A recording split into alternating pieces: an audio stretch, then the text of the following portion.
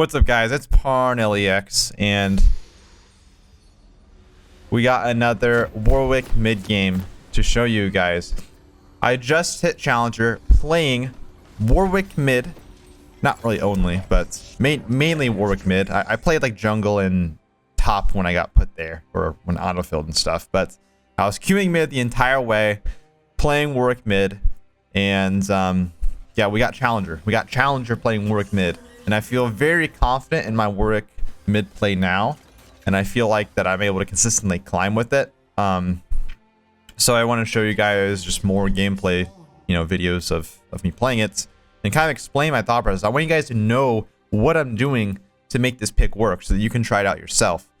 Now, I will be posting some jungle and top games, as well here, but probably gonna be mostly mid lane right now.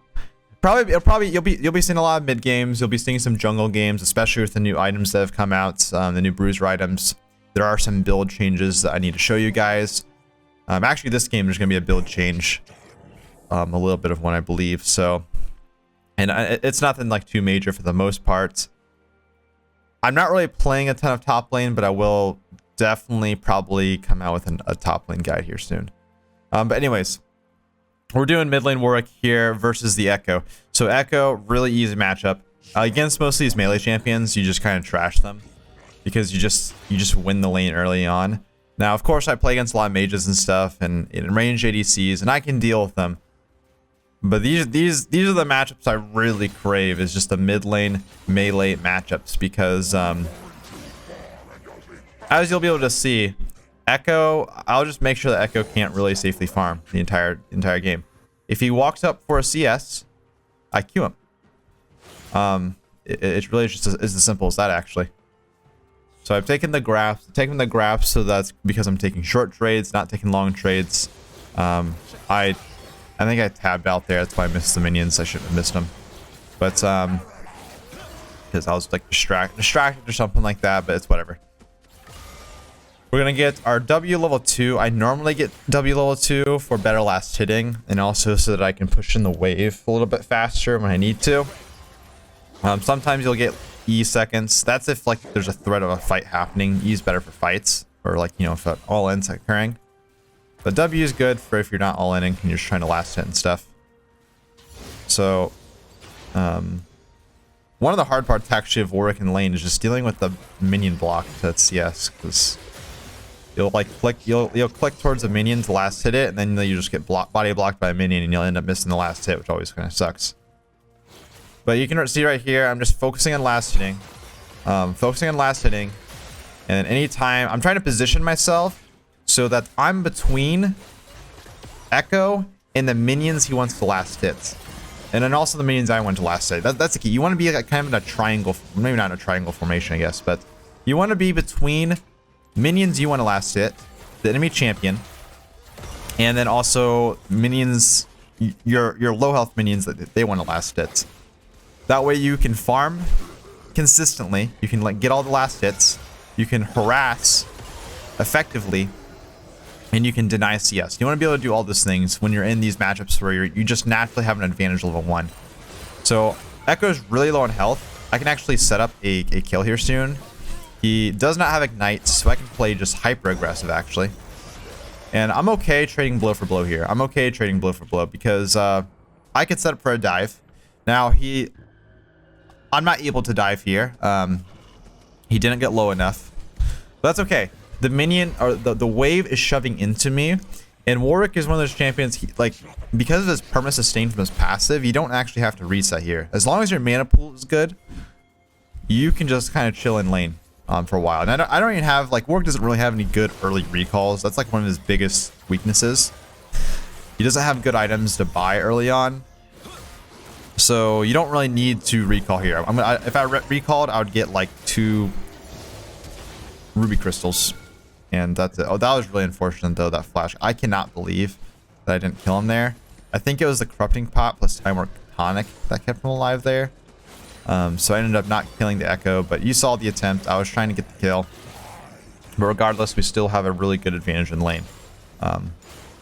Because I have stayed in this lane the entire time, I just have, I mean, I just have a big CS lead. I haven't missed a single minion in terms of XP. I've missed minions in terms of farm. Ooh, I think I remember this play. Yes. Ooh, that was very, very unfortunate. This was very, very unfortunate here. Really, really close to making a perfect bait. I probably honestly barriered too late.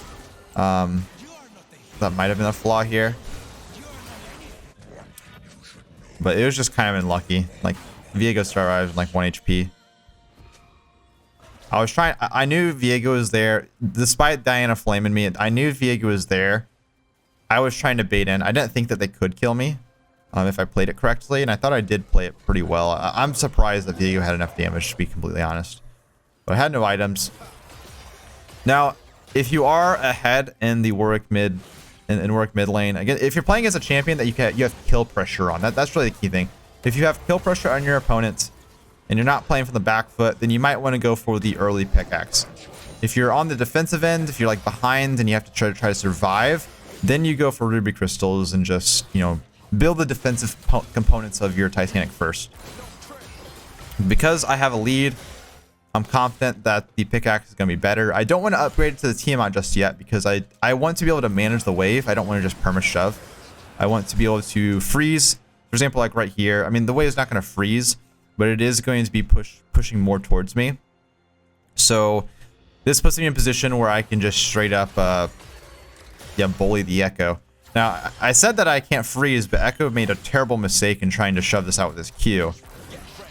And because he can't like fight me here, I'm just going to trade blow for blow with him, and I'm just going to probably just freeze here. Yeah, notice how I'm holding these minions. I'm not attacking them.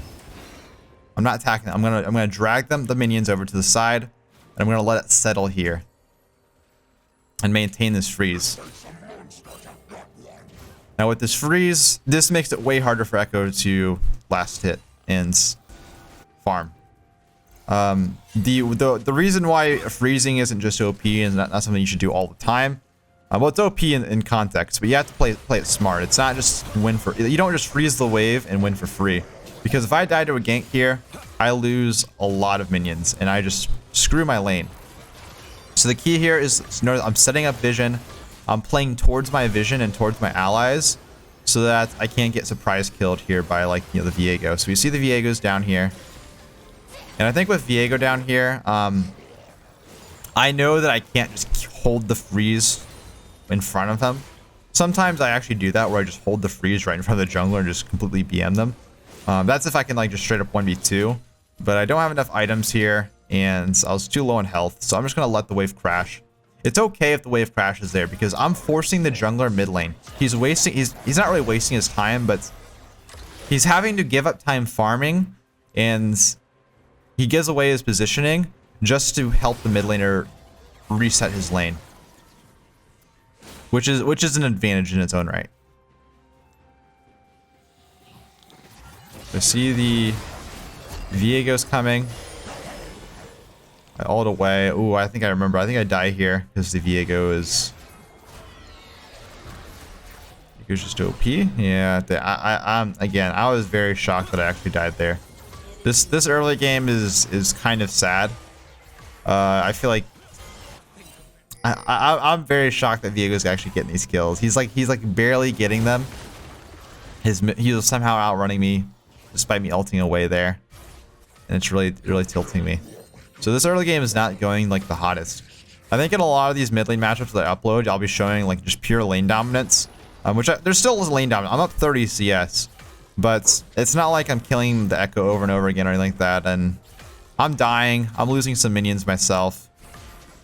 And I'm actually behind a level on the Ekko here. And our entire team is behind here as well. So like I have to like kind of... Like our team has to pick it up, right? We're definitely playing from the back foot. We arguably get outscaled by the enemy team. The enemy team scales really, really well. So this game's going it's pretty concerning. But I feel fine because I think that I can make some plays in the mid game here.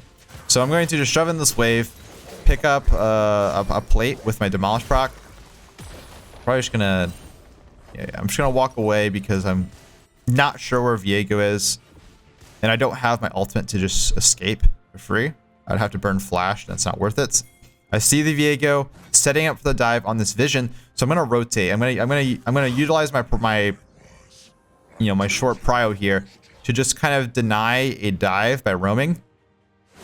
And he saw me roam, so I'm trying to see. So I use my W right here. I see that he's not. He actually just recalled. Sometimes they'll greed for it and they'll just go for the dive anyways. Viego was smart and just backed off. That's still a win. Like you got sometimes you might be thinking, well, yeah, I missed minions midway for that. No. You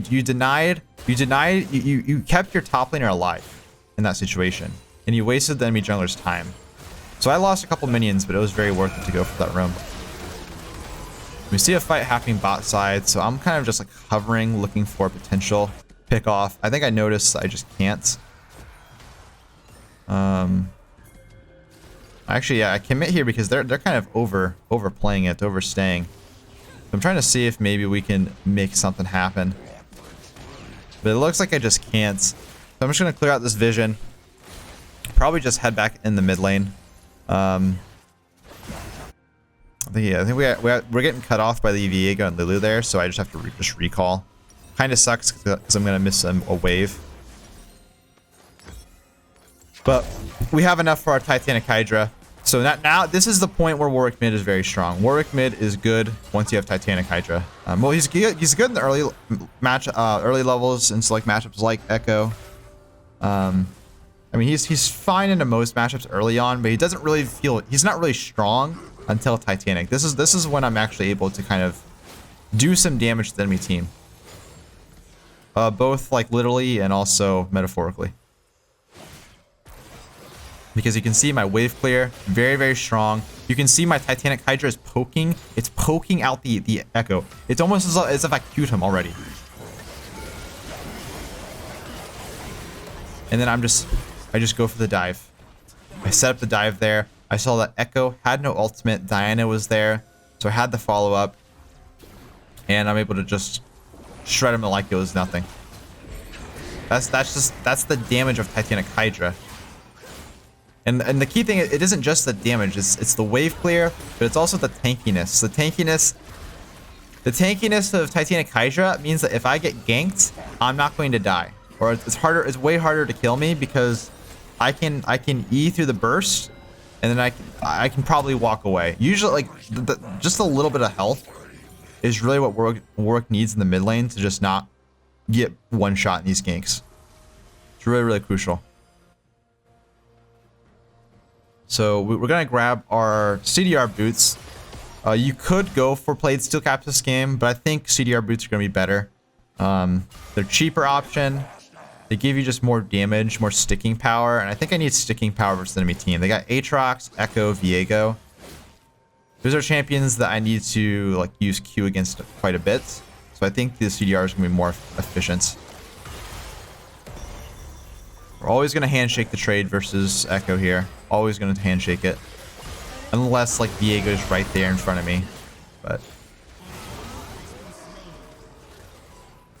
if he's not, then we're in a good spot. I hovered towards bot side, so I kind of give up my mid turret here, potentially. Just because I wanted to hover bot side and ensure that we're winning that fight. They won the fight without me, but if they needed me, it would have been convenient for it would have been very worth it for me to just hover that way, give up the mid turret, and win the bot side fight. One of the advantages to Warwick mid is that you should have prio. You should be the first to most of these fights because you're a strong skirmisher, so you want to play to that advantage. I do manage to get the turret after killing the Ekko. He overextended for the turret. He hard forced it. Didn't work out for him. And now we look for the top lane roam. Top lane roam. No one's mid lane. There's nothing happening. I'm not losing anything mid lane on this roam. And so it's just a very free roam timer that we got here. And I'm just gonna help try to shove a little bit. And then we'll probably go for a reset. We'll probably grab our Aegis here, part of the Sunfire. Aegis of Legion. Gives us a good amount of resist. Now notice you can actually stand on the outside of the platform right there. To you can stand right on the outside of the platform and still get the regen from the fountain. That's actually something I learned this year. I thought you had to stand like literally on the last step of the fountain to still get health and mana regen, but you can actually stand outside of the edge a little bit of ways. It's a small thing, but it is a little bit more convenient when it comes to getting back to lane faster. So I roam down bot here. I don't know what my, oh yeah, I remember this Senna. She was like tilted that she like couldn't get the wave, so she should have rotated mid sooner, but it's whatever. Kind of worked out. So the reason why I rotate bot here is because our bot lane lost their tier 1 turrets. That means that their bot lane is probably going to lane swap mid. So it's better to just lane swap preemptively, put me in the side lane, and so I can face off Ekko in the side lane here. If they don't lane swap, Jinx and Lulu come down here, well, they can't really pressure the tier 2 turret very well, so it's like kind of bad for them. And then we'll just have mid priority. That's the reason why you lane swap after taking the first turret, or losing the first turret in bot lane. I'm just trying to set up vision here. We got a dragon coming up. I noticed that, you know, everyone's here, so I'm gonna, again, I want to be here for the fights. Now I want to emphasize, I'm going to fights that I think are winnable. I'm not going to go to fights that I think are just like if my teammates are inting, I'm not going to join the fights. Well, I might sometimes, but it's a bad, that you don't want to, right? You want to go to fights that you think are winnable and you think are like you can actually influence. If you think that you can just turn a fight around or win a fight just because you're there, you want to be there. If you think your teammates are inting, stick in the side lane, continue pushing. But if you think that your teammates need you and you can win a fight, then you want to rotate. That is the secret strategy of solo queue. That's actually something I kind of learned more of recently. I've always had more of a playstyle that's kind of geared towards farming and just avoiding coin flip fights. But honestly, I think it's better to give up CS to at least rotate towards a fight and then see if it is winnable. And if it is winnable, then go in for it. It's much better than being in the side lane and watch your teammates into the entire game away. It's just something I've learned over the last year, honestly. And it applies not just to mid lane, but to jungle and especially top lane as well. You want to be there for the fights. You don't want to like be, for example, side laning, taking the tier 2 turret while your teammate's fighting dragon in like a game-changing dragon fight, right? You want to be there for the fights. You want to... That is your way that you can influence the game.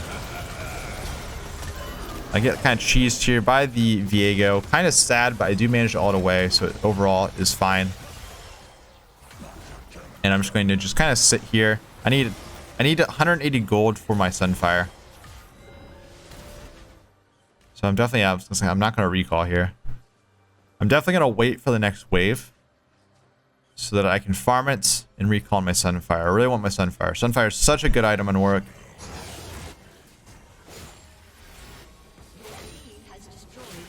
I'm gonna miss the minions. It's all part of this, all part of the strat. And I was thinking about recalling, but you know, I see the Diana. So I rotate towards the fight. Here, I rotate towards the fight. Diana ints, I back out. Just because I'm rotating towards the fight doesn't mean I have to commit to it. And that's what you're seeing. I'm pinging out the blood trail so that my teammates don't int.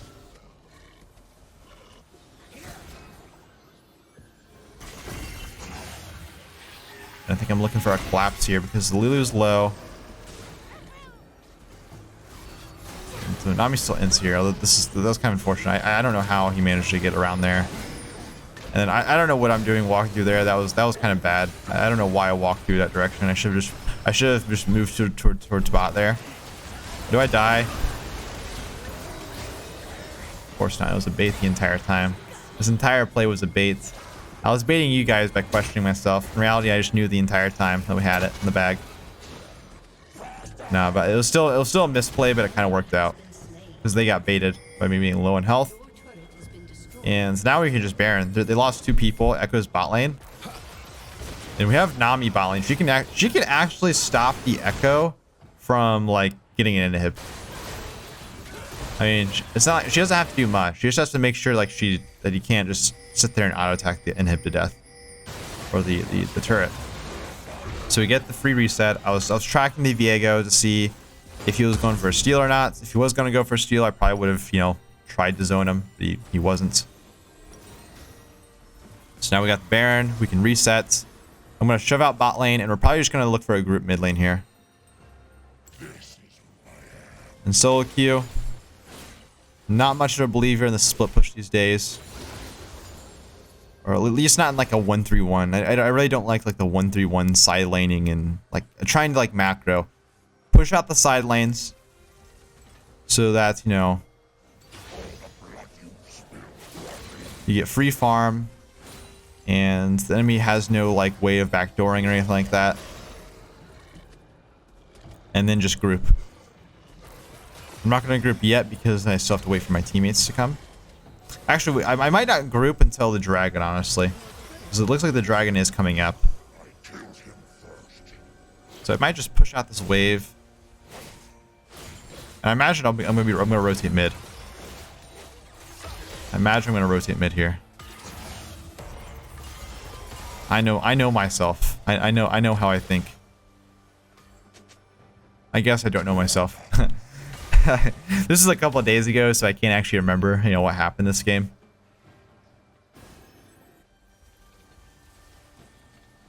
I think I'm just gonna keep trying to. I just want to make sure we have side lane pressure by the time dragon spawns. And Ekko actually recalls, so I'm just like, well, we can just take this turret. Got demolish. Could be free. Getting this turret's actually very nice for the dragon too, because now I can threaten a flank. I can walk through this tri-bush if they try to contest. I don't even know if they're going to though. I guess we're just kind of getting caught.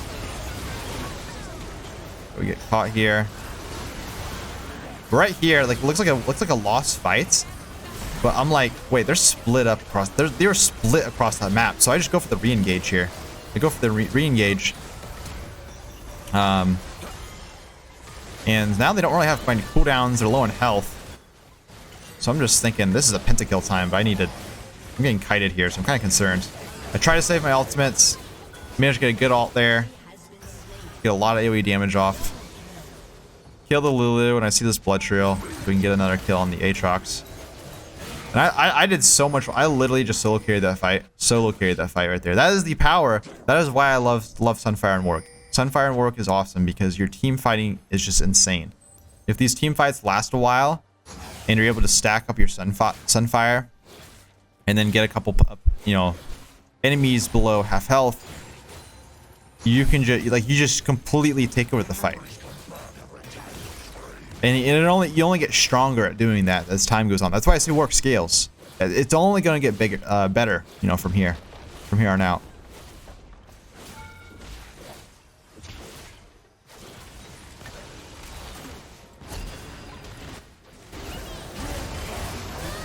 And this right here was, it was me inting, but then knowing that I can just flash Q to heal and kind of bait them in.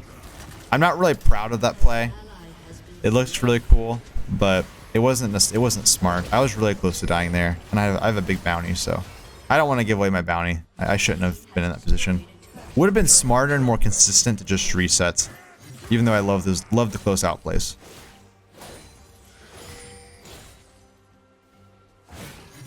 Could have also just flashed out. Would have been a smarter play, but hey. Let me soft. I'm gonna Q him right here. I do know that they're probably coming for me. No one was on the map.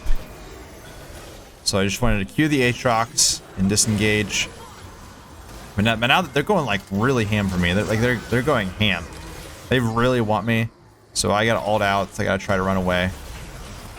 I E before I get stunned by the Ekko. And I mean, I'm just trying to survive in this fight the best I can. And we managed to live.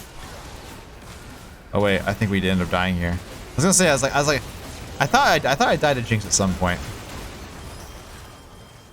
Yep, that was definitely me being cocky once more. And I got punished this time and went over to the Jinx. Not good. Don't want to feed the Jinx. Jinx normally is pretty easy to deal with in fights. However, Lulu makes it very hard. Lulu is, I mean, you guys know Lulu. That champion can like kite. Like if I'm the only person that's like diving the Jinx, I just don't get a chance to touch the Jinx because of Lulu. Her W and her ultimate is just too annoying. Her slow is too annoying. It's pretty brutal. As you can see, we got the new Death Stance. Now, my opinion on the new Death Stance, I think I was still experimenting at this time. I think it's really good. I think Death Stance is really good. However, I think you're going to need to build some attack damage before getting it, because the heal is very minimal if you have no AD. So I think for like a tank build here, I think you don't want to go Death Stance this early. I think you would rather, I mean, it still has value with the burn effect and everything like that, and the stats are good. But generally speaking, if you can find something to build earlier that gives AD instead, probably like delay the Death Stance until later. So for example, I'm going for Maul next. I probably could have just gotten the Maul and then gotten the Death Stance. I think that'd be better, because Maul has better base value. And by the way, also my opinion for Maul now, Maul is really good. Maul is really nice. So if you need magic resist, you want AD and CDR, Maul. I feel like it kind of outclasses Wits Ends for the most part these days. Not that Wits End's bad, you can still go Wits Ends, but I think Maul is just really good. I guess it maybe depends on playstyle. If you want to do more DPS, you go Wits Ends. If you want more like burst, you're trying to like dive squishies and stuff like that, or kill assassins, then Maul is going to be a little bit better off. And if you just want just pure tankiness against a lot of magic damage, then Force of Nature is good. Abyssal Mask is good sometimes if you have a lot of AP in your team and they have a lot of AP. It's more situational. There's a lot of like all of the magic resist options are really good now. It's kind of crazy because last season they were horrible, but now they're all very good for Warwick.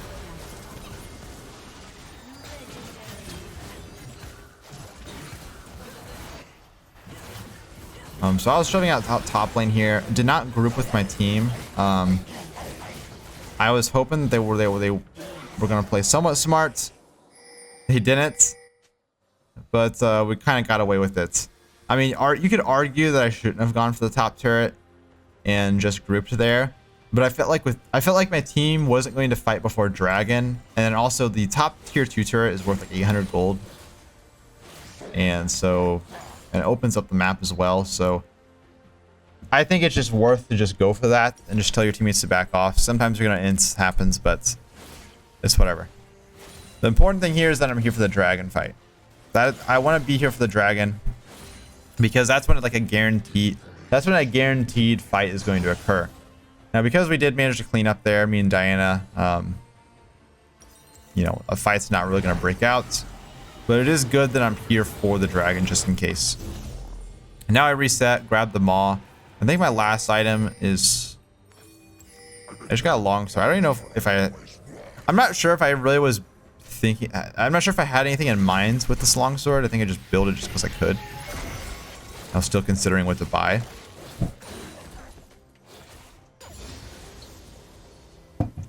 I think you can go GA. You could go... I think Sterix nowadays is trash. I wouldn't even go Sterix ever anymore. I think it's too underpowered. If it gets buffed a little, it might be good, but I think it's underpowered. I think if you want the shield, especially with the tank build, you would rather go... you'd rather go Gargoyle Stoneplate, I think.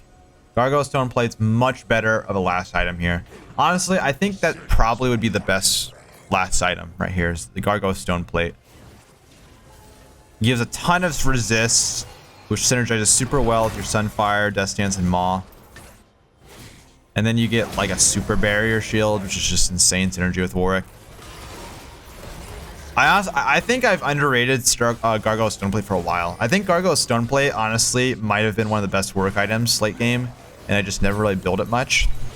But I think I'm starting to realize how good it is, and that makes losing Sterix not feel too bad. So I'd probably recommend going a Gargoyle Stoneplate last item here. Maybe you could go for a GA as well. And pretty unkillable, so. I definitely was, I definitely kind of limit tested that a little bit.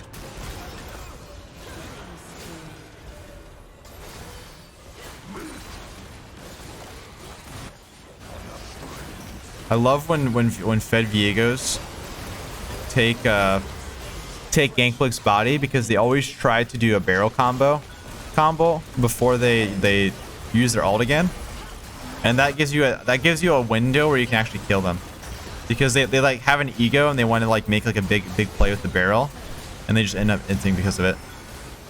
But I don't know, not really much to say at the end here. We're just kind of grouped up. But that's what you want to do when you're like laning or really playing any role. When your team is ahead, group up in the game. Simple as that. Mid lane Warwick versus Ekko this game. More to come. Thanks for watching. Let me know what you guys think.